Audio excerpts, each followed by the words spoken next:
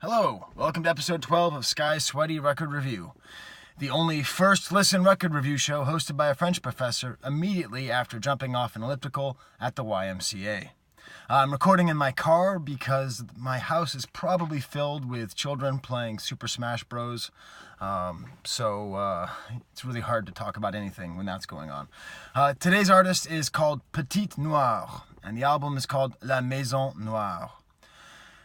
So why did I pick this record? Well, first of all, like about 4 or 5 albums that I'm actually probably going to buy and listen to came out, and that prompted me to have this sort of crisis. And I realized, well, I shouldn't review things that I know I'm going to listen to a lot, or that I'm going to own. You know, this is something that we should really, or that I should use to explore things that I don't already know about. So I saw this name, and it was something I'd never heard of before. And it was entirely in French, right? It means the black house. And so I thought, great, finally some French music. Sadly, like so many bands that I like, de Montréal, there's another one. Even Bon Iver sounds like French. None of it was in French. It was all in English. But it's an amazingly interesting album. I would say it's pretty short. It's worth listening to. It's... I'd say it's repetitive, but not really repetitive, more thematically consistent and stylistically consistent. I didn't know anything about this. So when I started listening, the first song is a track called Blame Fire. And I listened, and I had these thoughts go through my head.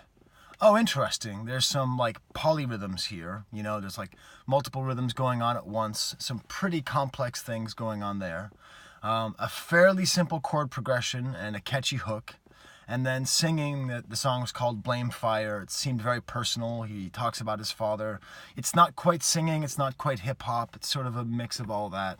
And I thought, okay, well, that's good. I wonder if any of the rest of the track is like that, or the album is like this.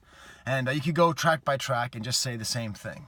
The only thing that I didn't pick up on the first song was that it's also quite a political album, but in an interesting way.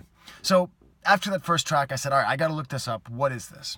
So I find out that the reason that it's in French is because this guy is from Belgium, and then he moved to South Africa as a child, which is a pretty strange migration. Don't usually hear of it that way. So, okay, that's interesting. That explains the French name. And then I read in his quick bio, is the creator of Noirwave.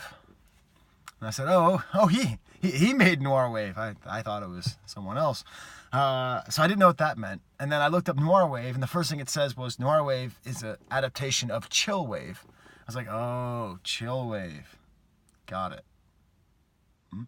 Okay, so I don't know what Chillwave is either. So I'm sitting there on the elliptical, I'm sweating, I'm doing my thing, and I have to look up all these things on the phone. So apparently Chillwave is something that came out in the late 2000s. That's a style of music that I could recognize. I'm sure I've heard it. That's based on like techno or electronic music that's trying to sound like 90s sort of interstitial music, like kind of intentionally cheesy 90s synthetic synthesizer pop. Mixed with that is apparently some like psychedelic imagery. So Noirwave, well then that must be related to that. And it turns out there's a Noirwave manifesto. I read part of it. It was hard to read while I was on the elliptical. But it seems as though what he's trying to do and his partner, I forget his partner's name, I think Rara is his partner, they're trying to create they're trying to use that musical template and then put on it a bunch of sort of positive messages about Africa, positive messages about Africanism and being from Africa. And so that's what apparently Noirwave is.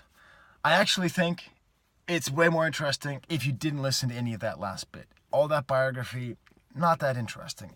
The album is great, at least on first listen. The worst parts is it gets pretty preachy, but that makes sense. If the artist wrote a manifesto, you're going to get preachy. There's a song called Respect, and it's about being looked at and treated with respect. But who am I to say that some guy in Africa shouldn't be singing about respect, right? I mean, what else should he sing about? I did like a quote, I wrote it down from that song that says,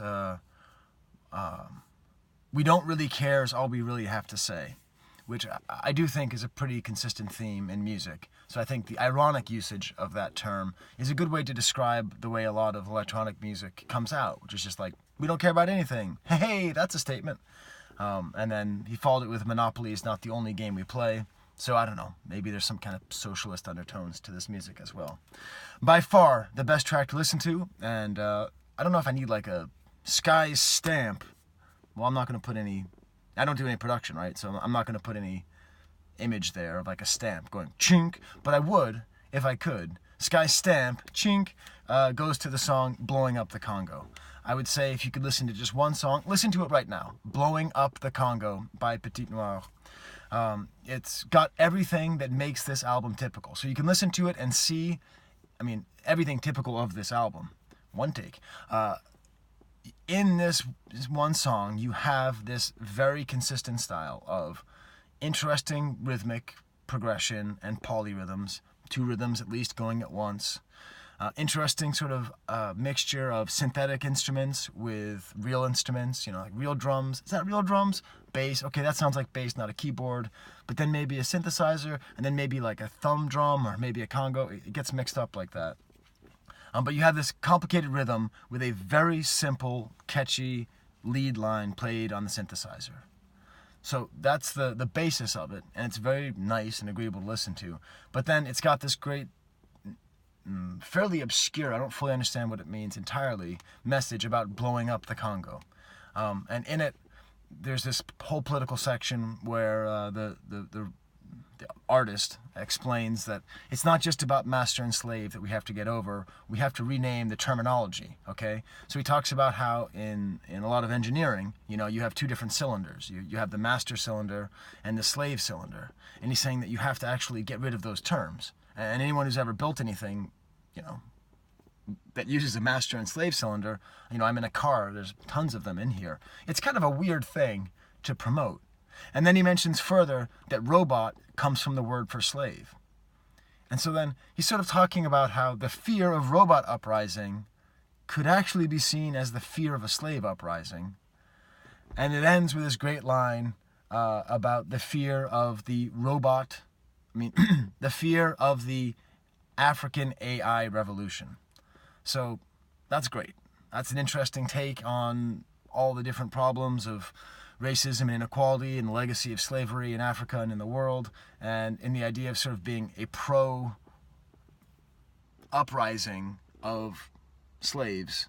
Anyways, it's very confusing. I hope I was able to communicate why that was interesting. So I have to get back to the house and make pancakes for those kids that are playing Smash Bros.